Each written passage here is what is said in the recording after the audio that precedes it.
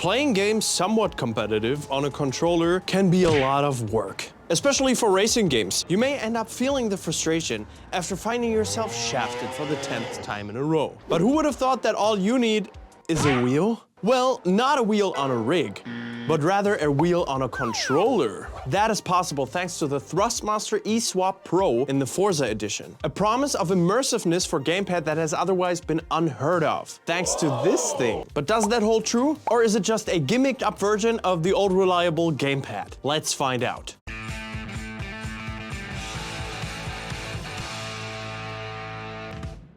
And with that, welcome back to Overtake. The Thrustmaster eSWAP XR in the limited Forza Horizon edition. Already sounds super fancy, right? And it does have the looks to pay the bills. Beside this edition, there's also the standard version of this gamepad for purchase, which features a lot of the same features, but not all. And certainly not this crisp skin. In the basic configuration, the controller is a standard size Xbox gamepad with a typical button layout at the front. Just for the crosshair, they went with something more classic. The back has 4 customizable buttons, as well as 6 buttons of action at the bottom. But now this is the part where the eSWAP gets its name. Thumbsticks, this beautiful wheel, and even the crosshair are interchangeable. The standard version of the eSWAP will only have this with the thumbsticks and the usual crosshair, but thanks to the Forza Edition, we got this bomb rim as well. The swapping is done effortlessly. The parts are applied magnetically, and you don't have to pull too hard in order to get them out. Thus, you never have the feeling that you're close to actually breaking this thing. Once applied, the buttons stick tight. And there's no detectable movement or shaking going on, which is super satisfying to feel. The wheel itself is turnable in a 95 degrees radius and has a recentering mechanism, which basically resets the wheel to its original position every time you let go of it. The coating is some sort of rubber and has sort of a pattern to prevent slipping. We can prevent you from slipping into the unknowingness. The fastest way for us to help you in this regard is to like the video, hit subscribe, and tap on that bell so you're always up to par whenever something like this drops. But back to the eSWAP. The wheel feels very well made, and especially this pattern here helps with grip enormously. And it also doesn't feel flimsy or cheap at all, so I'm sure this will last a while. I personally don't like this recentering mechanism, but we will get to that when we're on track. The other buttons on the eSWAPs are also very tight. Just as we're used to with these sorts of professional gamepads, the buttons have something called hyper-responsiveness, which is comparable to a mechanical keyboard on PC. The buttons click very easily and give you a lot of feedback once pressed. I personally think the sticks are highlightable, as ironic as it sounds. From what I have tested so far, I have to say these are probably amongst the best, feeling-wise, I've ever had. They are smooth and also give you just the right amount of resistance when handling. It's not as floppy as I have the feeling other controllers are. Really cool, even though at least one of them is of course meant to be swapped out in this version. But enough about the hardware itself. What do we need to do if we wanna, get going?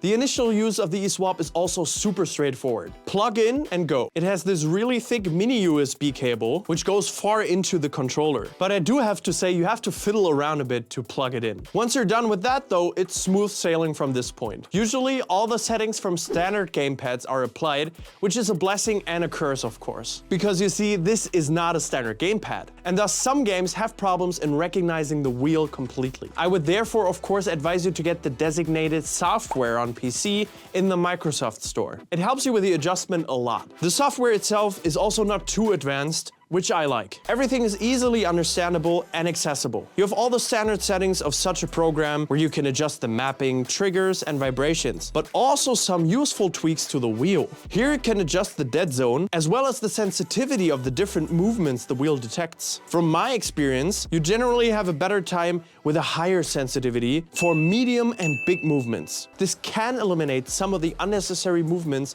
you may have to do in some games, because especially turning your car with this wheel can be a chore sometimes. But after you're done with these few tweaks, you can pretty much fly in game. And why don't we go ahead and do exactly that? Let's test this beauty in the flagship title, Forza Horizon 5. All right, guys. Here we are with Forza Horizon 5. I'm gonna do a race or two and really get to know the game with this wheel. I'm super stoked. Have played a few other games with this gamepad and the wheel, and have to say, I don't want to spoil a lot, but I'm still ambivalent about it. So far, one of my main complaints and worries is that this wheel is really snappy, as I said. So sometimes, you know, trying to be precise with it is quite the task. And like I said, guys, the build quality of this thing is actually super cool. So now we just have to, you know, find something the wheel is good at. Right away, I have to say, it feels okay. Feels better than I was used to. And I can actually get around a corner this time, which is refreshing. It feels like I do have some control on my hands. Racing against a NASCAR, I think. Ooh, tight corner. Wow, felt pretty good. I'm pleasantly surprised so far. Wow. I was about to rip this thing apart, but I think Forza Horizon 4. Oh, whoa. All right, my man. Well, you can certainly see why they gave this the name Forza Horizon 5 Edition. Yeah, at certain points, it's still hard to turn. Could just be me, though. I do have a lot of fun here, even though I'm not leading by 19 seconds. Finished 5th or something. Maybe we'll just retry and see if I can, you know, get the W this time. And one thing I have to mention is that you may say, like, to avoid the snappiness, just slowly release the wheel so it doesn't, you know, crank back to its original position. But all I can say is that it actually gives you a lot of resistance, so it's not that easy. You'll hear all about it in the next part, but in other games, this is certainly worse. Maybe this will be my game. There goes my wing again. Oh no! I can't lose it like that. You just have to get close. You won't survive. Hey. Clean. I'll get the clean racing bonus again. Ultimate clean racing. You see that, guys? Nobody can tell me otherwise. Hey, winner, winner, chicken dinner.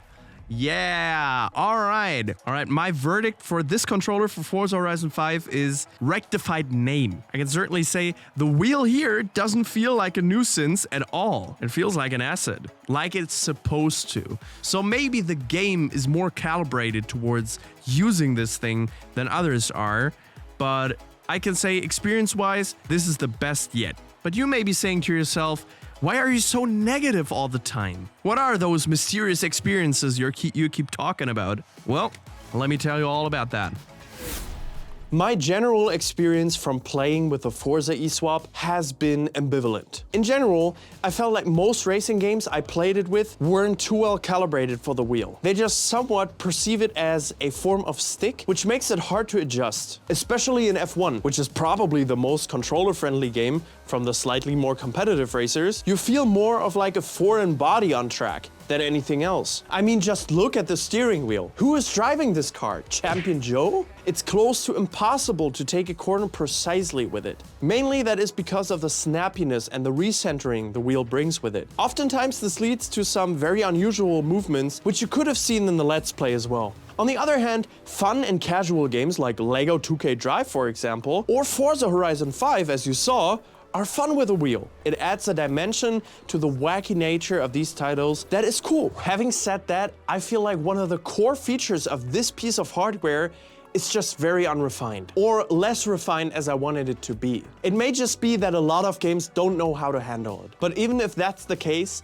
you end up having the same problem, which is that your gameplay experience is kind of lackluster. From what I have gathered so far, is that games with any kind of relation to reality have a really hard time with the wheel, which is not a good look, to be honest. The Forza edition of the eSWAP also comes with a hefty price tag compared to the standard version. 199 euros, which is about 70 more than the normal eSWAP from Thrustmaster costs. Does the wheel really rectify paying an additional 70 bucks? I think that is debatable. The wheel is certainly a gimmick and not a game changer for me. Whether that's because I'm not seasoned enough with the handling or the hardware, or it's because I'm so used to a normal wheel or gamepad.